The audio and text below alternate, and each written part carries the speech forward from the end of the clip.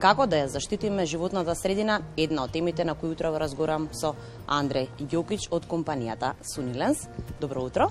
Добро утро. Отпадот представува голем проблем, меѓутоа истиот може да се реупотреби и рециклира. Така е, отпадот, особено со новиот начин на живот, каде што во последните 20-30 години имаме преголемо конзумирање на храна, пренаселеност на самата планета, исто така огромно трошење на енергија, искористување, односно недостатоци на вода. Сето тоа доведува до еден начин на живот кој што директно ја загрозува животната средина, а отпадот е еден од тие примерни фактори кои што ние луѓето со нашиот начин на живот прекомерно го создаваме и со тоа негативно влијаеме врз самата околина во која живееме. Секако во последните десетина години се јавуваат нови концепти и нови модели за намалување најнапред на отпадот, нивно редуцирање, меѓутоа секако и нивно рециклирање, реупотреба и повторно искористување како замена за примерните природни ресурси во производство на нови производи. Може би исто така дел од отпадите се користат за конверзија во енергија или се наоѓаат соодветни начини да се реупотребат, а доколку тоа не е можно, тогаш секако да се отстранат, меѓутоа со минимален негативен импакт врз животната средина. Од наш аспект како компанија, ние можеме да говориме за отпадното масло, отпадните масла и масти од растително потекло.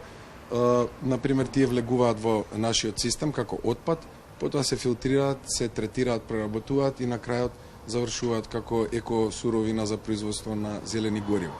Тоа е еден начин на кој што отпадот може да се реупотреби, односно да се рециклира и да се искористи неговата економска вредност, да се заштити животната средина и тоа е нели од јавно добро за сите нас. Така, дополнителни 1000 семејства годинава се приклучија на екосоцијалната платформа Рециклирај Донирај.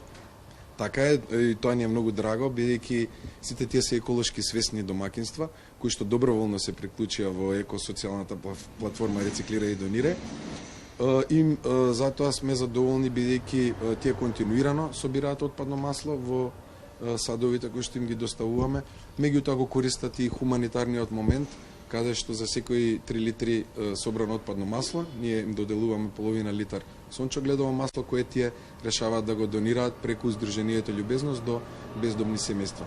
На тој начин постигнуваме две цели, и еколошка, и социјална, односно хуманитарна, и при тоа многу ни е драго дека секоја година бројот на луѓе, на домакинства кои што се вклучуваат во системот континуирано се зголемува. Оваа година тој достигна до околу 3000 домакинства и исто така и количините се зголемуваат, па така до крајот на оваа година предвидуваме дека вкупно од кога почнавме со системот ќе имаме собрано 25.000 кг, односно 25 тони од само од секторот домакинства, што е доста голема количина и замислите доколку таа би се не се собираше и преработеше, туку се изфрлеше во животната средина. Значи со тоа и самите собирачи од домакинствата имаат направено голем придонес за тој отпад да не заврши околу нас. Ја споменавте зелената енергија. Колку годинава искористивте од соларните системи кои што се всушност поставени на вашата фабрика? Така, ние ги следиме покрај напредокот што го правиме и се трудиме да бидеме што подобри во управувањето со отпадот, односно отпадните масла. Во изминатите години направивме инвестиција и во два системи за искористување на соларна енергија, односно зелена енергија. Едниот систем е колекторски систем, кој што е поврзан со термодинамичка инсталација за загревање на вода. Значи преку соларни колектори се загрева водата која потоа се користи за да го загрее отпадното масло во цистерните во кои што е складирано.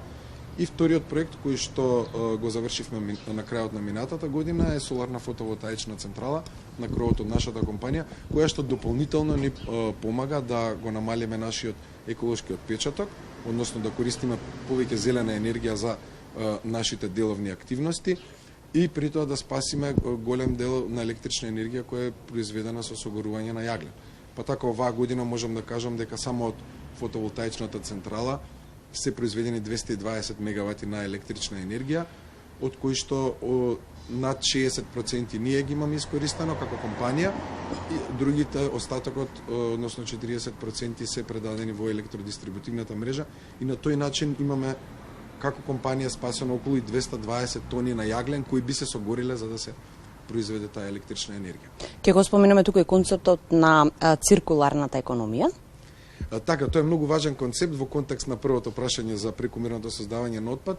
Тоа е еден концепт кој што е и филозофски, меѓутоа се повеќе навлегува и во економските, модерните економски модели, се базира на тоа дека нашето живење, почнуваме од економските системи, меѓутоа и од општествениот живот и социјалните аспекти, треба да се базира на регенерација, односно на регенеративниот концепт кој што е присутен во природата. Што значи тоа? Тоа значи дека треба да дизајнираме производи кои што ќе имаат подолг животен циклус, значи нема да биде како претходно во линеарната економија создади, искористи, испрли. Напротив, ќе бидат производи кои што ќе бидат дизајнирани што подолго да траат, значи што подолго да ги користиме и да имаат некоја висока вредност во нивниот животен циклус. Потоа, тие треба на соодветен начин да се реупотребуваат или рециклираат во нови производи, меѓутоа главната цел е да се минимизира отпадот, да се минимизира тоа што не може да се искористи и да се минимизира загадувањето на природата. Значи, циркуларната економија се базира на циркуларност на сите производи и материјали кои ги користиме, за да може што помалку да ја загадиме природата, да има што помалце отпад, и секако да внимаваме на биолошкиот капацитет на природата, бидејќи зависиме од него. Отпадното масло и пластиката, например, се два видови на отпад кои директно го применуваат овој концепт, бидејќи, например, со отпадните масла имаме растително масло кое што се користи за подготвување на храна, потоа од тоа што ќе остане како отпад влегува во системи како нашите, каде што се загрева, филтрира, третира, и потоа се носи, односно директно се искористува од страна на фабриките кои произведуваат зелено гориво, односно биодизел.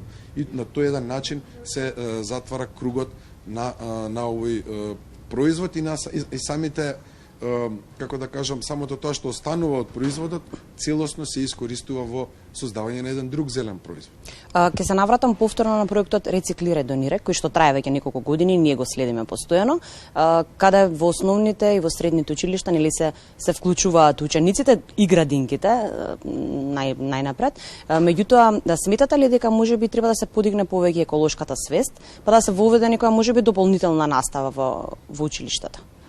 Одлично прашање, тоа е примарно, всушност за да одиме напред во поглед на екологијата, меѓутоа јас би отишол подалеку, би рекол во поглед на управување со животната средина, бидејќи животната средина е многу поширок поим, таа го опфаќа целото наше обкружување, целата жива и нежива природа и све што е создадено од човекот и сите меѓусебни влијанија. Значи треба да има, моje мислење, иако ние за еден вид на отпад почнавме со градинките, со проектот учиме за собирање и рециклирање на отпадни масла, вршиме презентации каде ќе не повикаат и во други училишта, мислам и во основни и средни. Меѓутоа, за да постигнеме некој ефект како општество, треба животната средина да биде како предмет, нормално во различни циклуси од образованието на секој дете, на секој млад човек, почнувајќи од градинка, во основно училиште, потоа со основните концепти, и јас би рекол дека би требало да има еден предмет сигурно во средно училиште, а потоа и на факултет, зашто да не биде изборен предмет и во високото образование. Зашто е тоа важно? Затоа што треба да сватиме дека животната средина е интердисциплинарна наука и поврзана со сите науки. Поврзана е со економијата, меѓутоа пред се поврзана е со биологијата, поврзана е со инженерството, со урбанизмот, поврзана е со метеорологијата, со хидрологијата. Значи, од сите аспекти ние сме зафатени преку животната средина и таа е потребно да се изучува за да разбереме како подобро да ја управуваме нормално. И тоа се прави од најмала возраст па до крај на високото образование. Така, можеби најдобриот начин е практичната настава. Токму денеска ваши гости се учениците од Средното химиско училиште од Скопје, да видат како се работи на терен. Така е, тоа е исто така многу еден важен дел од покрај теориските облазложенија, односно изучувањето на теоријата. Најважно и во пракса да се види како директно се управува со отпадот, како директно може да се заштити животната средина. Тоа денес ќе го направиме со учениците од Средното училиште Марија Кири Склодовска и многу ќе ни биде драго директно да им го презентираме нашиот систем, да им објасниме што е отпадно масло, да им покажеме да им покажеме како тоа со која технологија се филтрира, третира и загрева, како се складира и нормално да им го објасниме секој аспект од тоа потоа каде завршува, што се случува со него и едноставно како функционира нашиот систем, а исто така ќе им објасниме и како се користи, бидејќи тоа се ученици кои се со фокус на изучување на хемија, ќе им објасниме и како се добива, односно кои се главните чекори за добивање на биодизел од оваа отпадна суровина. Благодарам многу на одвоеното време. Ве следиме и во иднина и за се нели ново нормално што се случува сме тука. Благодарам и на вас на покана.